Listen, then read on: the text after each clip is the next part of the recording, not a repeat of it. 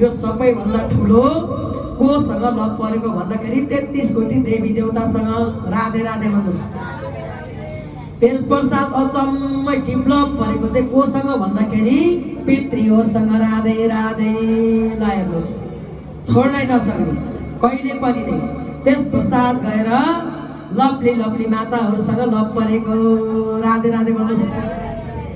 अनि भूमिसँग लप परेको मेरो हेर्नुहोस् त, जहाँ भूमिमा मोठ मन्दिर छ ती मन्दिरलाई गएर पवित्र त यसै नै हुनुहुन्छ।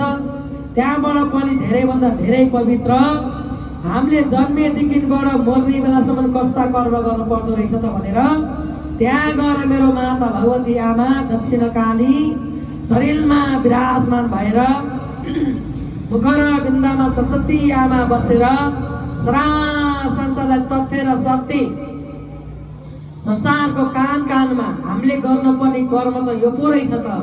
अहिलेसम्म त हामीले गरेकै थिएन भगवान। अब जति सक्दो हामी चाहिँ सत्मार्गमा लागेर हामी हजुरको ध्यान गर्छौँ राधे राधे। शरणमा पर्छौँ, चरणमा पर्छौँ। जति जानेका थियौँ जति जानेका थिएनौँ हजुरले हामीलाई क्षमा दिनु राधे राधे। सबभन्दा ठुलो क्षमा, क्षमा माग्नु नै सबैभन्दा ठुलो कुरा हो।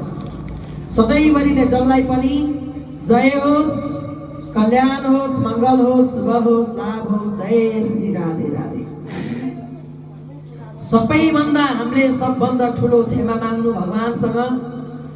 सबैभन्दा भक्तहरू जति जे कर्म गरेका छन् तिनलाई सुधारेर तिनलाई सत्मार्गमा लगाइदिनु, तिनलाई सद्गतिमा लगाइदिनु, तिनीहरूलाई सत्य मार्गमा लगाइदिनु नै ठुलो धर्म हो। राधे राधे भन्नुहोस्।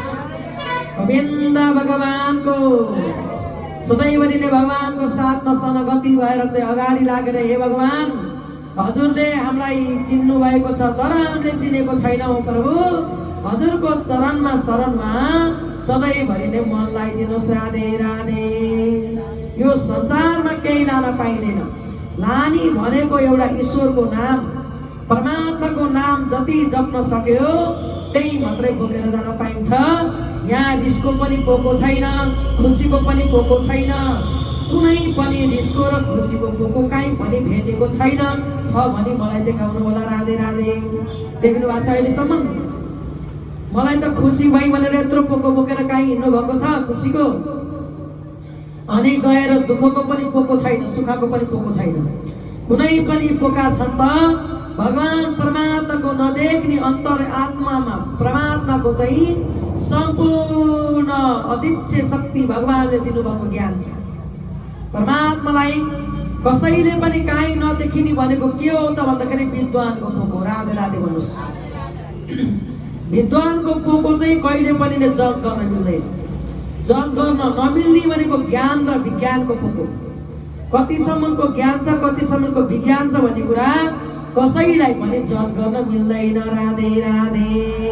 कति छ कति छ कति छ कति छ त्यो पोकाहरू भन्ने कुरा चाहिँ आत्मामा भगवान परमात्माले सारा संसारमा परमात्माले दिनुहुन्छ। राधे राधे। गोविन्द भगवानको, श्री कृष्ण भगवानको, लक्ष्मी नारायण भगवानको जल थल सारा संसारमा भगवानको वास छ। आनन्दसँग भगवान परमात्मा नारायण हरि विराजमान गर्नु भएको छ। उनै हरिलाई सारा संसारमा हामीले मान्यौँ भने हाम्रा घर घरमा सधैँभरि नै सुख शान्ति सधैँभरि नै बाढी आउने छ। राधे राधे। सुख शान्तिको बाढी आयो भने मुखमा हाँसो आउँछ, दुःखको बाढी आयो भने आँखामा आँसु आउँछ। राधे राधे। हो कि होइन? राधे राधे भन्नुहोस्। घर घरमा के को बाढी आउनु पर्यो? शान्तिको बाढी आउनु पर्यो, खुसीको बाढी आउनु पर्यो, सुख शान्ति समृद्धिको बाढी आउनु पर्यो। यो बाढीले कहिले पनि बगाएर लाँदैन। खुसी भएर हामी बस्न पाउँछौँ। होइन भनेदेखि दुःखको बाढी आयो भने, क्रोधको बाढी आयो भने, सारा संसारमा रिसको बाढी आयो भने सर्वस्वै नाश भएर जानेछ। राधे राधे। लक्ष्मी नारायण भगवानको।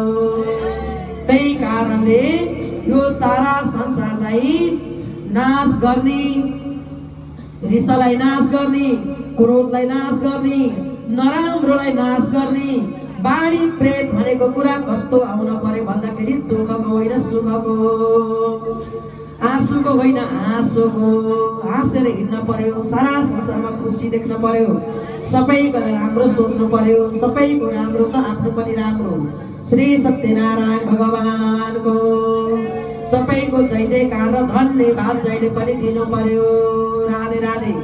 सबैको जय भयो भने आफ्नो पनि जय हुन्छ, सबैको जय भएन भने आफ्नो पनि जय कहिले पनि हुँदैन। श्री सत्यनारायण भगवान